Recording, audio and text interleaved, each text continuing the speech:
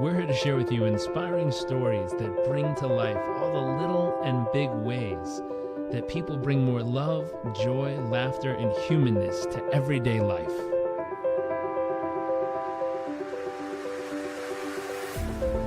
Our focus is the hunt for those little moments that refuel the human soul and reminds us what life is really all about.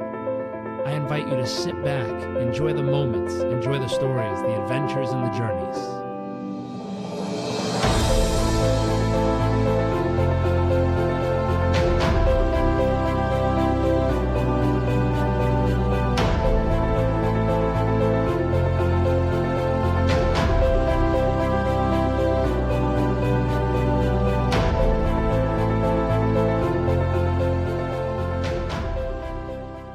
Hey everyone, welcome back to another episode of What the World Needs More of. My name is Jordyn Robbins. I'm your host for this journey. Today we are joined by Jordyn Kraemer. Jordyn, thank you for joining us. Hello, thank you for having me. Now, I'm very excited to jump into the question of the show, which is, what do you believe the world needs more of?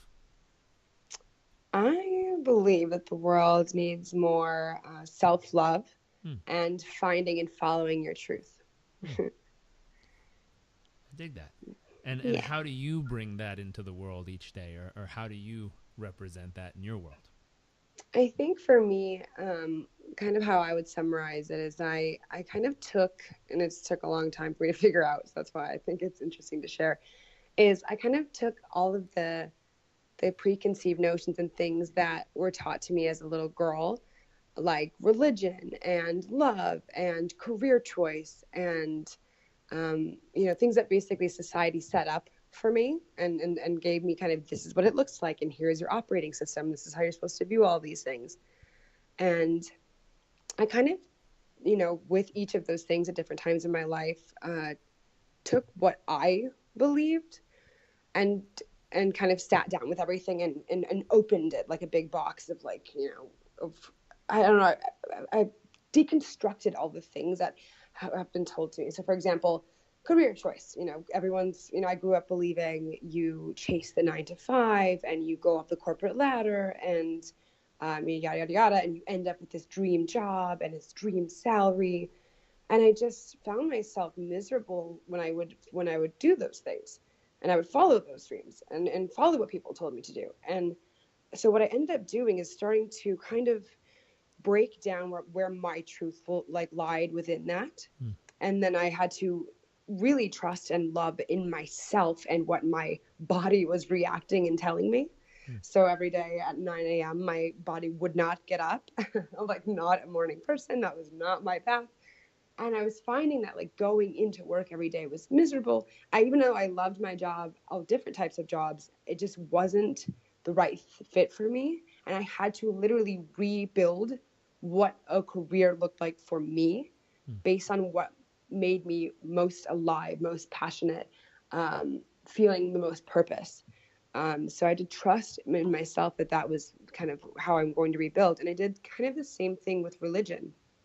I was raised Christian, and both my parents are not very religious, so they kind of let my ex-step grandma do the way and lead me to this righteous path. And I kind of got pushed into one avenue. And as I got older, I kind of realized that for me, my spirituality is endless, and what I believe kind of doesn't have many boundaries. And the more I read, the more I opened up kind of what I believed and thought, and again had to find my own belief system and kind of crack open what I've been told and find where my truth was, and kind of where I fit and where I believe these things to be true and where I feel most connected. I think I was biking around the Maldives listening to Buddhism for Busy People on audiobooks and realized that I felt like I was walking into a room where everything felt very familiar versus, some other points in my life where I felt very stuffed and contrived. So I kind of liked taking bits and pieces of things that I believe in, some of what I've been told and some of what I've explored on my own, and kind of found my truth and kind of chose to follow that. And the most recent journey of this, I guess, would be with love, and kind of partnership in that way. I was also told, being from Minnesota, that you hurry up and settle down, and you marry your high school sweetheart, or you try to go to college, and then you halfway through college you meet your person, and then there's the white picket fence and the dream waiting for you. And I did that, and I just found that it didn't make me essentially happy. I didn't really fit that mold.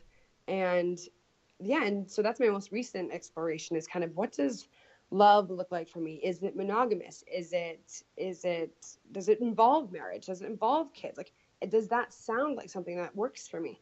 And that one I'm just kind of playing with, and I kind of love the freedom of allowing yourself that space to kind of find out where you are at and where your operating system works best for you, and kind of customizing that. So I think for me, it's been a journey of really finding where that truth lies in any direction that you bring into your life, and then trusting wholeheartedly that that's your journey and your path, and really going after it, with a lot of love and gumption. That's beautiful. It's Yeah. very beautiful. And speaking of the journey, speaking of all the different stages you've gone through and all the experiences you've had, what would you hmm consider your wow factor to be? Like, what makes you uniquely you, and what are a couple of moments that help shape it over the journey? I would say what makes me uniquely me would be my voice, and my vision of what I love and create and do every day, and the way that I spend my time, as well as my inability to take no for an answer. Um, and also, I believe in not following that curve, like I was explaining. Just kind of always choosing to forge my own path is what makes me uniquely me, because no one can make those decisions for me. I remember when I decided to go on my own, and start, creating travel content, because my only goal was to travel and see the world, because I believed that there was so much to see and learn from all the people and things around me. And the sooner and faster I got out of where I was living, or what my comfort level was, the sooner I could expand kind of what my understanding is. So when I originally explained to my girlfriends or my parents that I was like, I'm going to quit my perfect 9 to 5, which was in magazines, and I have to go explore. I have to go, I have to go take photos and create content, because there wasn't really travel blogging at the time. It was not really like a super new thing. It was still in the baby steps, in its infancy. So I felt really kind of blindly going in a direction, of what my heart was saying. And I remember, like, if I told 20 people back then in a room, like, that was my goal, they would say I was insane. And then you put those same 20 people in the room now, and of course everyone's exposed to, travel blogging and influencing and all these things. And of course all of them are like, I want to do it, how do I do it? So I think that's kind of what makes me uniquely me, is I will get a vision or an idea or a feeling of something that I need to chase and follow, whether it's a place, I need to explore, or a brand that I have to work with, or a new direction entirely in my career and things that I want to pursue. I just always listen to that voice, and I always turn it up really loud. I think it's kind of like an FM radio, and I tune the frequency of where my voice is coming from, as loud and as central as I can when I'm making decisions every day. And I think keeping that is what allows me to stay true to me. Um, and also going through experiences that really shape you. Like for me, moving to New York was a dream since I was 13. And it was, my parents had never been to New York. I was 13 sitting at dinner. I must have seen it in like the movies or somewhere on TV. And I sat at dinner and I was like, I want to move to New York City. And they were like, oh, well, okay. Well, that sounds nice. Why? I was like, I want to be a writer and this is what I want to do. And, of course, my parents thought it was a phase. But yeah, it was just so interesting, because the second I'd made my mind up, that was what I was going to do. And what was interesting is I ended up picking California for the first year, because that's where I was born and that's where half my family is. And it was nicer weather and easier move. And I found myself throughout that year, my first year in LA, being so miserable because I didn't listen to what I wanted. Mm. I was in this place. It was beautiful, full of celebrities. It was like a dream from Minnesota to go to LA, but it wasn't me. And I was lost and completely confused on why I didn't listen to my voice. I said New York. I got into both schools. And I chose to take like the easier option that I knew wasn't necessarily what I wanted. So I packed up all my stuff in my car and I drove back home to Minnesota. I was like, I got to start over. And I had one summer before moving to New York. And what happened was I had to work 3 different jobs because Minnesota wages are tiny and New York apartments are very expensive. So I basically had to work 3 different jobs and save all my money. And I missed the cutoff date by one day to transfer into FIT, which is the school that I wanted to go to, that I got into originally. And so I was like super devastated by that and super exhausted from working 3 jobs. And I just decided, even though my parents were like, you know what, you didn't get in for fall semester, maybe you should keep staying over the winter, save more money, do this whole thing. And as anyone from the Midwest might know, and especially Minnesota, it's freezing. So the second it started to get cold, I was like, no, I'm out of here. And I moved to New York with like $6,000 in my bank account and an apartment that I'd seen on Craigslist, and like that in a dream, and like my suitcase, and that was it. And the second that I arrived in New York, I got my, all out of, I will never forget it. I got out of the taxi at like Penn Station and wrote to the, person who had the apartment that I was going to see. And long story short, it was this huge setup of this like incredible Ponzi scheme where they showed me an apartment that was a co-op. So it was like something that like a staged apartment for someone looking to purchase the apartment. They had rented an apartment, a realtor office that was for the day. So like essentially like they rented like a WeWork for the day and made me fill out all these applications and gave them first, last, and security, which was all of my money. And they scammed me out of an apartment. So now I'm sitting in New York with this big dream and waiting. I see my check gets cashed, and I'm in some like tiny little Holiday Inn, the Garden Motel or whatever it was at the time. And I see my check get cashed, and I'm like, oh my gosh, I'm so excited. They approved my thing, and I'm like keeping my parents up to date. And then I don't hear from them, and then I don't hear from them, and I don't hear from them. And finally, I have to I'm calling and emailing, and nothing is going through. And I go back to the office where they set everything up, and there's no one there. And I go back to the building, and I'm like, I rented, whatever 9J in this building. I signed the lease. I have all this stuff. And they're like, no, this building is only for sale. Like, this is only for tenants that are purchasing an apartment. And so it dawned on me that I had been completely scammed and I had no more money, and that was it. So what happened, I was like, I cannot go home. I cannot tell my parents. I don't know what to do. And I was like, I just had this fire in my stomach. I was like, you cannot give up. Like, this is exactly what you have to do. Like, this is where you're supposed to be. This is supposed to happen to you. Even though it's the worst thing that could happen, like, there's some reason why this is happening. And I remember I had seen when I was doing my digging and looking for different apartments, I had seen a girl who was a student at FIT, I think it was like roommates.com, had a spare room up in Spanish Harlem. And I desperately reached out to her, and I was like, this is what happened. Oh my gosh, like, please tell me the room is still available. Like, I can try and get something together. And she was like, oh my gosh, our room got rented, but I'm so sorry this happened to you. I want to help in any way that I can.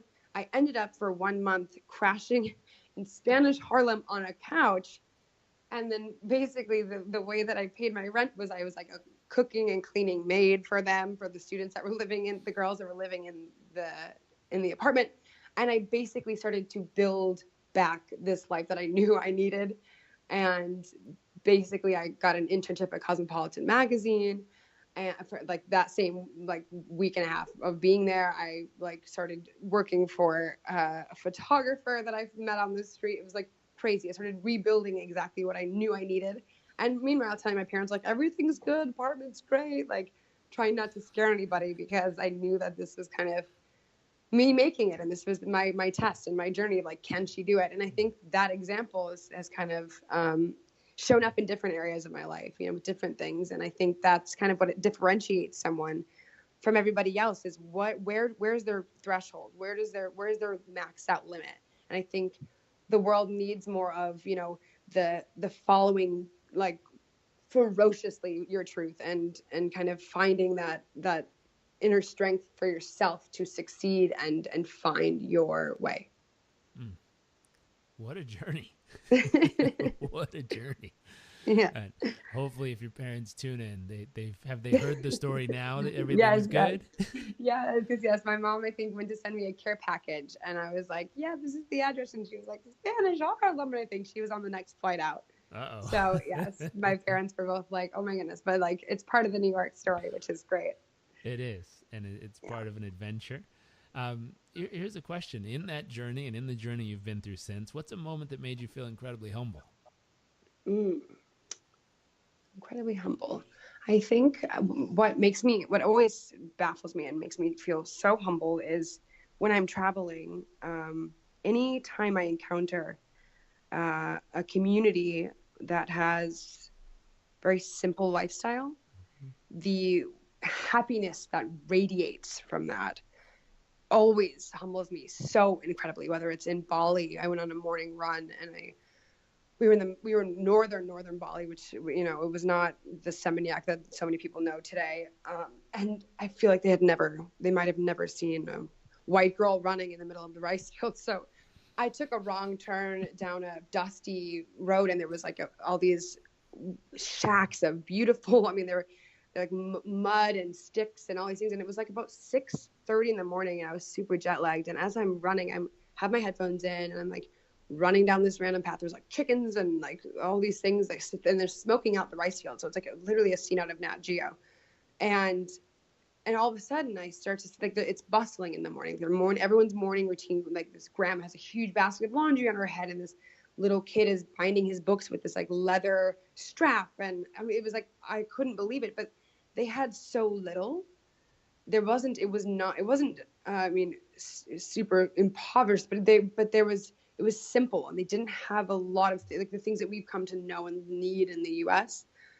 And what happened was, as I was running, I'm seeing like a mother like hanging up all the clothes, and the dad is grabbing like a huge bale of rice, and they start turning towards me because I'm running down this alleyway with my headphones on, like what, like they have no idea what I'm doing, and they all start like smiling, and they all start waving like Mm. individually as I'm running, and I'm so overwhelmed by them, their happiness and their joy and their simplicity, and it was just the biggest like radiation of love and simple joy in life. And as I'm running, I'm also thinking like, where am I going? I hope I hope I'm gonna remember how to get back from here.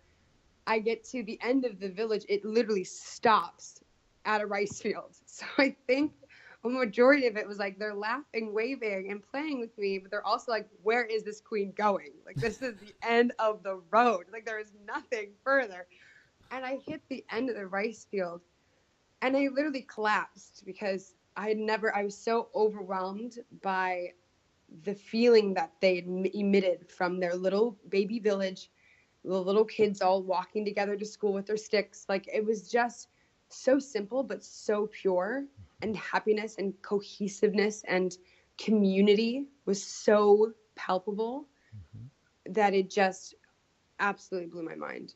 And it's moments like that that I find all around the world, whether it's in Zanzibar, or in a jungle that's filled with spices, and the entire village knows exactly what tree does what, and the little kids are running around playing with papayas the sides of their heads, like, and they're so happy, but they're just living off the land and like loving being alive and being human and being connected. Like, that to me is the most inspiring, humble spots, and that's why I travel. And those are like the connected moments that I see and experience that really change me.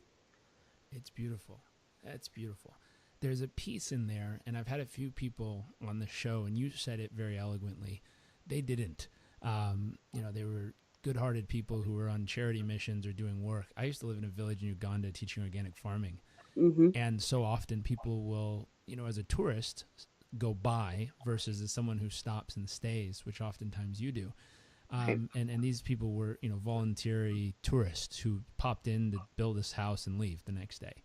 And it's Right. wonderful work. It's great stuff. But so often the comment they make is, I met these people who had nothing but seemed to be so happy.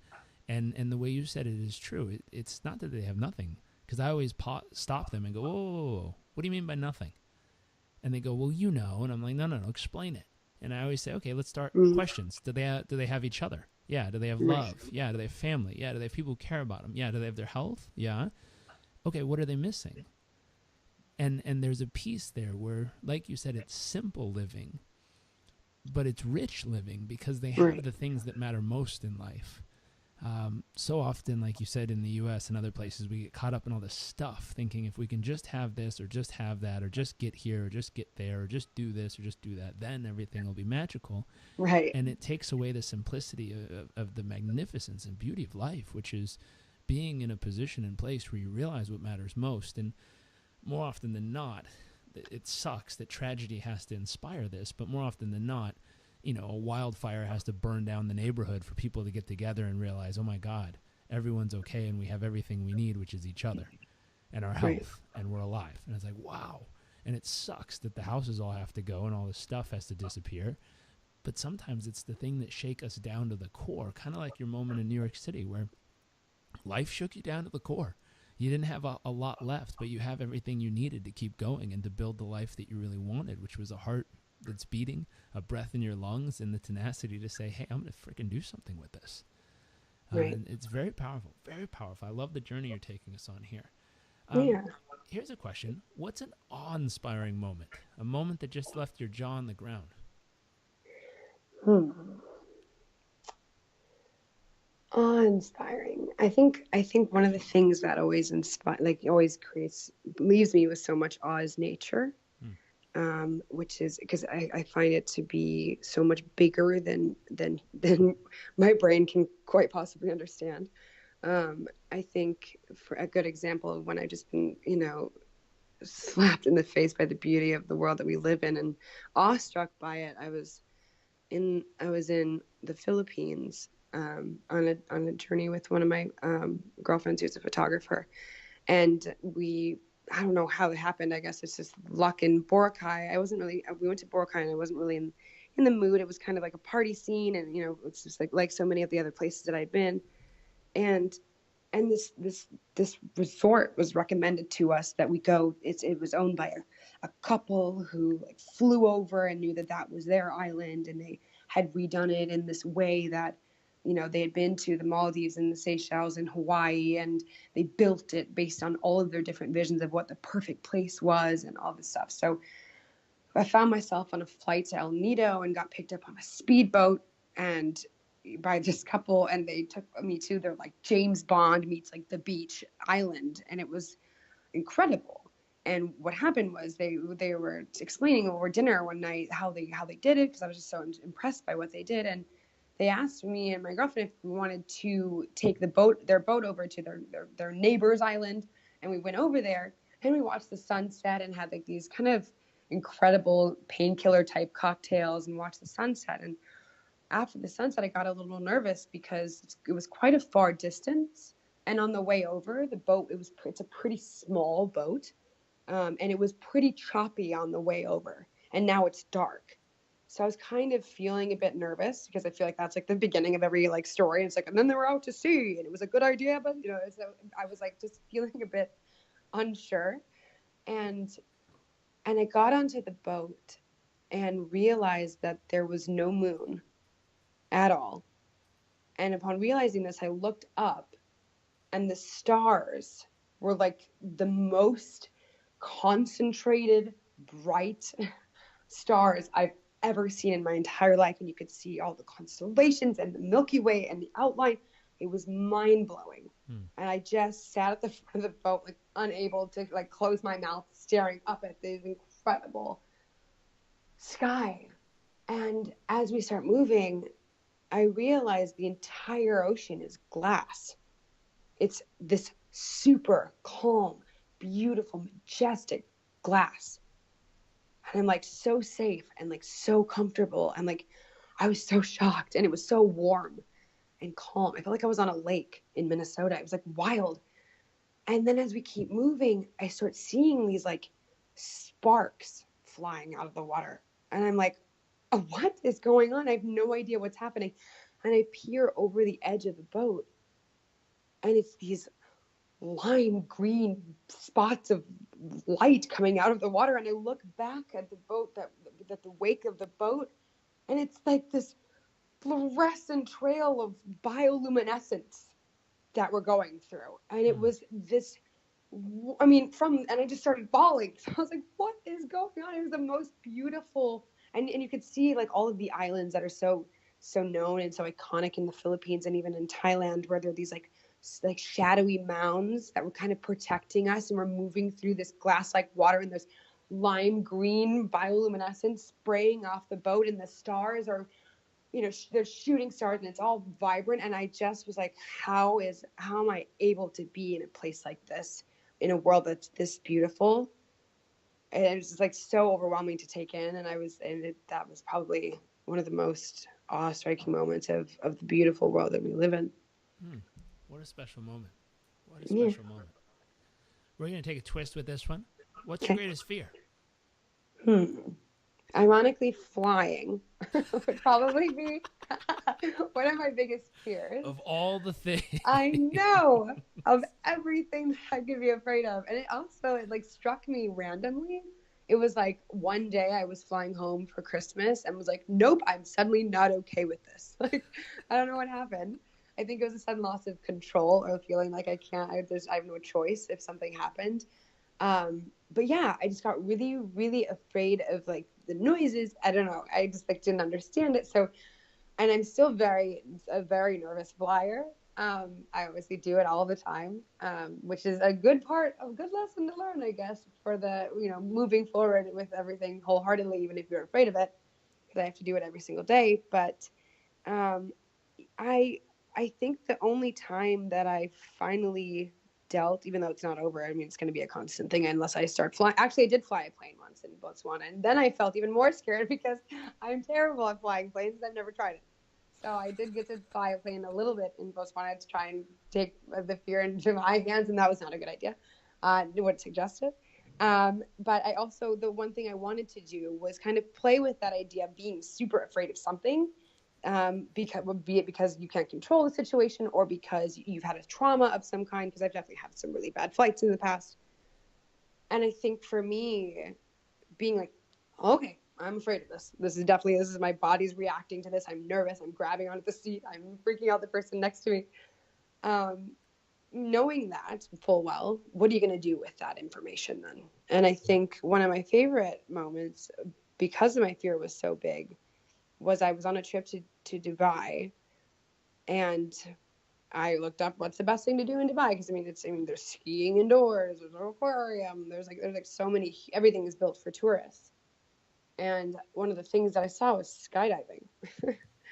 And I was like, oh boy, like this is something, like this would be my fear head on, literally jumping out of a plane. And so I decided to wake up every single day, because apparently there was, to skydive the Palm in Dubai, there's like a, wait list of like, 3 months or something like that. So I woke up because you have to get up at like 4 a.m. and go over to this place. And I didn't have a reservation. So what happened was I'd have to go there in the morning and wait and hope that someone didn't show up, or there was a cancellation, and that I'd be able to jump out of a plane. So like I'm willingly waking up at 4 a.m. every day. In the first 3 days, one day the humidity was bad. The second the humidity is too high, it's too dangerous because you fall too fast out of the sky. Okay, all of those people now are going to the next day, and I still didn't give up hope. I was like, I have to do this. This is like my biggest fear. And by the time I went 3 days in a row at 4 a.m, never getting on. And it was my last day. On the 4th day, I woke up and I was like, I don't care. I still have to try. I gotta go. If I don't go this morning, I'm never gonna know if I could have done it. So I got in a taxi, and I went over to the thing, and was waiting and waiting and waiting and waiting, and everyone's going. The weather is fine, and finally they call my name, and I'm so scared, and I'm so amped, and I have so much adrenaline coursing through my body that I was like, oh my God. And they're like, you can go today. Are you ready? And I was like, absolutely. I was like, I have waited for 4 days, and then my brain just kind of switched into like, this is it mode. Like, now we're going to do it. And what's crazy is I wasn't afraid at all, because I had mentally prepared. I was more stressed out waiting for it to go on the plane. And what's crazy is The second we got on the plane and the plane took off, I, for the first time, ironically, felt extremely safe. Mm. And it isn't because there was a great pilot or the weather was good. It was because I was like, if this plane decides to crash, I can jump out and be fine. I was like, this is going to be great. Like, I have an option that if this plane decides to take a dive, I can just jump out and be okay. So that was really fun. But basically, getting pulled out of that plane, because I definitely I was the last person to go, and that you have someone strapped tandem to your back was one of the most liberating, incredible feelings, because one, I'm so afraid of flying and of the lack of control, and then also, I think skydiving goes against every bone in your body, like surviving. Like, this is a bad idea. Like, it was just really interesting to play with that adrenaline, going head on against a fear of one of my biggest fears, and then also kind of learning to find the balance and the safety and the mental space for something like that. I think fear is a good thing. I think it teaches people kind of where their heart is and what's important to them, and kind of it's a good reference point. So I think that was my biggest fear. It's powerful. And still is. And now you pack a parachute on every flight. Exactly. I'm like, where is my parachute? Like, I don't want an inflatable ring that I blow into. I was like, I want a parachute on my back. I was like, this is a way better option. It's okay. It prepares all other guests on that flight for an interesting experience. As you walk on, you're like, hey, we're good. And everyone stares at you like, oh, crap, we don't have a parachute. Yeah. I'm like, I got my squirrel suit. I'm good. Yeah. I was like, so ready. Yeah. What are you most excited about for your future? This is a great question. I did a really awesome meditation in the beginning of the year, because it was a new moon, and I kind of like to focus more, instead of being like, what's my New Year's resolution? Because I feel that's very daunting. I like to take it like a month at a time. And I did a big meditation, big refocusing, and what came through was that I've gone on these epic journeys, and I've really tried to fight and find who I am and what I believe in, and what I feel like my future is holding, because I feel like I'm my own crystal ball sometimes, is I'm really heavily interested in holding space and giving inspiration to women to find and channel their inner goddess. Mm-hmm. So that to me is something that I'm working on and I'm focusing on, because I find that falling in love with myself took a lot of time, and took a lot of trust, and took a lot of effort, and knowing and sharing that story and that wisdom with the powerful women around me. It's not just women, but I just found that I had this calling that I wanted to connect on a deeper level with strong, independent, motivated, incredible women, and give them a space to feel who they are and shine super bright, and then inspire all those around them. And that's kind of what I've been working on and been building. And I'm born on Valentine's Day, which is hilarious. I was like 3 weeks premature. I'm like, I'm the baby of love, like coming out early. So I don't know what happened there, but I've had to balance being, someone's girlfriend or being single. It's like there's all these like daunting things that come around Valentine's Day, like, oh, so sorry you're alone. Like, all the restaurants are fully booked and they're a prefix menu. It's been an interesting journey. And what came to me, for example, right in this year, was with this divine goddess, and kind of helping and inspiring women to be who they are and find what their value and shine really brightly is. I decided to create, I made up an event where I was like, let's do it then. This is what I want to do, and this is my gift that I want to share. And I'm creating a goddess Galentine's weekend retreat. I was super excited. And what I've done is I've collaborated with all these beautiful brands that I've worked with in the past, or that I've always been inspired by, whether they're organic, sustainable products, or they're, incredible apps or technology or whatever it is that inspires and motivates and helps us kind of be our best versions of ourselves. I'm collaborating with them to create this free weekend for these incredible movers and shakers and artists and activists, to go somewhere on Valentine's Day where it's about love, but it's about self-love, and it's about community of, a love within a community, and not just, oh, what flowers did he give you? What restaurant are you going to? There just wasn't an option for beautiful and, strong women to do something that wasn't about a boyfriend or a husband or a girlfriend even. It's just about creating a space where you can push boundaries, and you can have the choice to focus on self-love and focus on finding your inner voice and following that dream. So that's what makes me so excited. And it's coming. It's so exciting. There's so many incredible women coming and incredible brands that are pumped about it. It's just like, it feels really right, and it feels like a new space for me. I like that. So yeah, that's what I'm looking forward to. Very Things cool like and that. very fun. Well, we're going to switch to the second segment of the show. We call this the nuts and bolts.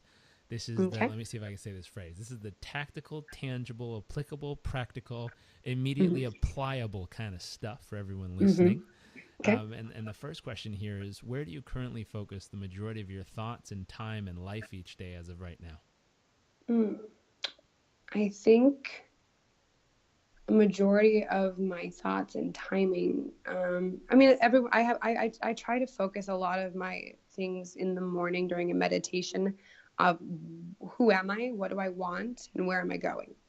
And I ask those questions. A friend of mine actually shared that with me, and I really, really loved it, because we don't know all the answers. And if we did, we'd be doing everything by now.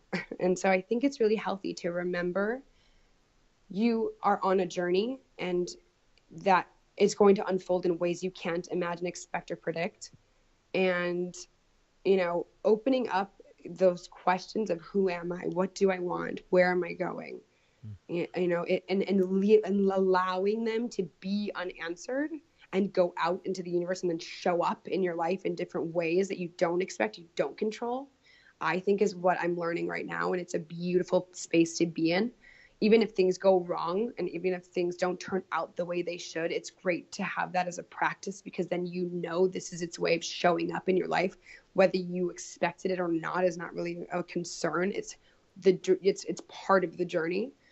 And I think that's that's been really helpful and incredible for me, because we can't control things, and because, the journey is unfolding in front of us, and some people like to believe, and I know I've thought, we are moving forward in the direction that we know is for us. And I think, yes, we have some control over that stuff, but at the end of the day, knowing that you're flexible and fluid, and you can flow with what comes at you is one of the easiest ways of dealing with things that you don't expect, and finding also the beautiful things that come into your life that you could have never predicted.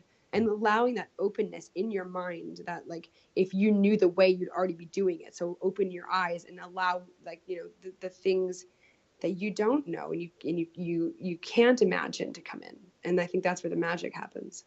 It is. I grew up being told a phrase, and the phrase was, it's the amount of uncertainty that you can comfortably live with that'll determine the quality of your life. I remember being like, that's wow, beautiful. That's interesting. That's beautiful. And it's like, the more uncertainty that you can live with, the more you can step into that place of, like you said, who am I? What do I want? Where am I going? And to not need an answer right this second, to allow it to find that place of pure uncertainty, and allow your soul and heart to guide you, allow your gut to kind of tell you if you're in the right place or wrong place moment to moment. It's so powerful. It's not something we're being, like you said in the beginning, it's not something traditionally, at least here in the United States, we're being trained on very well. People have a path, and you're supposed to stick to it and defend that path with all your might, and land up at a certain box with a certain number and a certain amount of kids and everything else. Right. Exactly. It's a predetermined little journey. Yes. And so to be able to step into the uncertainty, and be able to allow the question to be asked without needing an answer right now, but allow your heart and spirit to guide you in the journey, is a beautiful, beautiful, magnificent ability to step into that power. And I think people forget how powerful it is, because it feels like it's powerless in that moment. Right. But they don't really know how powerful it is until you see someone do it. And like you said, when you stepped out, everyone was like, oh my God, what are you doing? And now they look back and go, fuck, how do I do that? Totally. because they're seeing someone in their power. They're seeing someone claim that uncertainty and stand so powerfully in a moment of complete unknown, but Right. do it with that essence of just, hey, I'll figure it out as it rolls. It's Hmm. very powerful. What would you say in all of this is one of the keys to your success? I would say key to my success would probably, like I said in the beginning, kind of just never allowing a no to kill you, because it's inevitable. And the amount of times I've gotten, there's a, I think it's a Harvard professor or someone who did this resume of failures. Have you? I don't know if you've seen that, Mm-mm. but it's an amazing CV of all of this professor, the things that he got no's on, the things that he failed on, because the things that we see on resumes and even on Instagram, and all the way that we paint social media and our lives, we show our best self, we show our most successful, our wins, and I think the way to keep, the way to stay grounded, and the thing, like the way to move forward, is to remember that like every single person is going to have failures and they're going to have no's, and and more often than not you get a hell of a lot more no's than yeses. And people will always reach out to me and say, how did you find that hotel to stay at? I mean, I've been reaching out because now it's so overpopulated, let's say, for like blogging or whatever it may be. I'm like, too many people wrote back to me and said, no, like, no, we have no space. No, we don't believe in you. No, this is not right. No, your pictures suck. No, whatever they want to say, they would say. And then you pick up your stuff and you keep moving, and you keep finding the people that find your value and see your vision and believe in you. And like, not everyone's going to be on the same page, and you're going to get a lot of no's. And I think the beauty is the way you keep going is how you handle the no's, and it's with grace and with trust in yourself and the journey, like we said, in the unknown, that really can change the game and change your direction. Powerful. Powerful.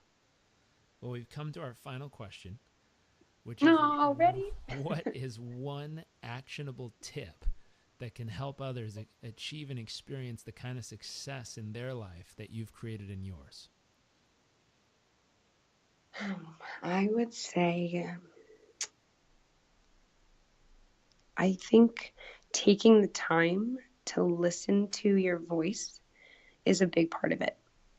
We're all really, everyone these days are so busy, so many like things going on, so many. I mean, especially if people have children and husbands or family members are taking care. I mean, we all have so much going on. I mean, I have like 7 jobs going on right now, and it's wild, and I'm overwhelmed. But I think the one thing that helps me through every single step, because if you're not looking for a boyfriend, you're looking for an apartment. If you're not looking for an apartment, you're looking for a job. If you're not looking for a job, I mean, it's just, there's always something you're always wanting and needing. And it's kind of what you said, it's this insatiable need to acquire.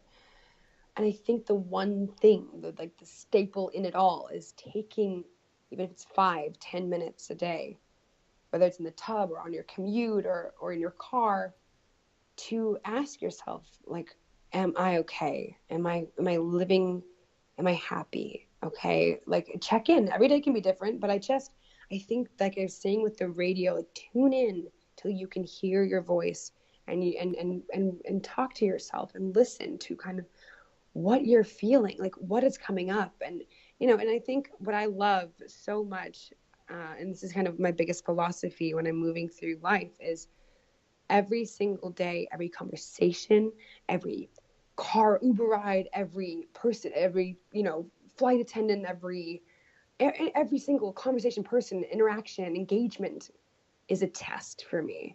Can I bring joy? Can I bring happiness? Can I touch them in some way? Can I add value?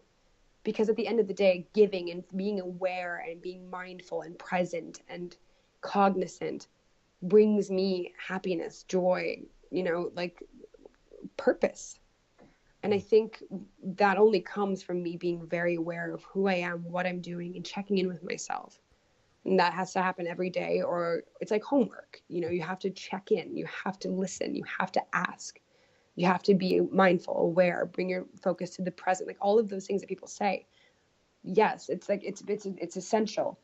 But at the end of the day, if you can be aware of what you're feeling because you gave yourself 10 minutes to kind of clear your mental plate, it makes me react to people differently, or I respond instead of reacting. It just changes my entire dynamic because I give myself that little outlet to journal, to listen, to speak, to find my calm, and then that eventually ripples into my day.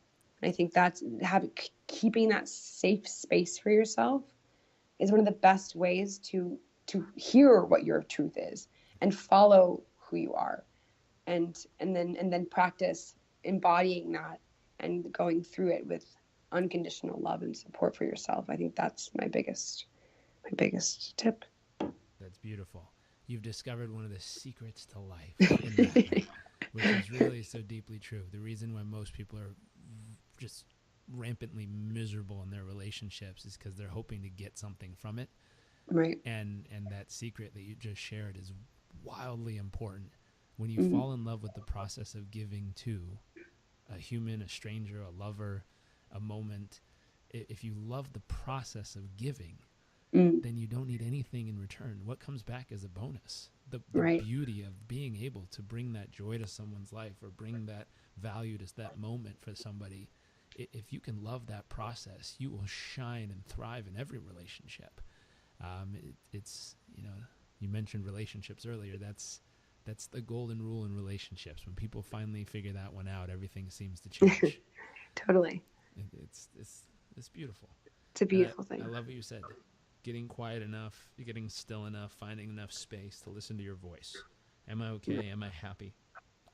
Tune in until you can hear your voice, and learning to, it seems, on your journey to trust that voice. Right. Very cool. Well, thank you for joining us. Thank Absolutely. you for sharing so much wisdom and so many awesome stories and fun adventures.